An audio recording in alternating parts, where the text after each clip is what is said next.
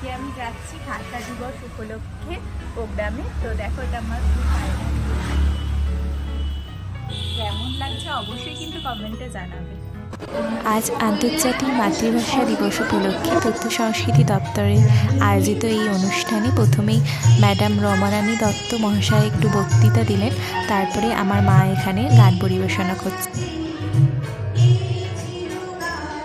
তথ্য সংস্কৃতির পক্ষ থেকে এই অনুষ্ঠানটি হয়েছিল একটি স্কুলে, যার জন্য এখানে স্টুডেন্টরাও অংশগ্রহণ নিয়েছিল। এখানে গান, নাচ, নাটক সবাই কিছু না কিছু করছিল। তারপরে এখানে নাটকটার পরেই ছিল আমার নাচ।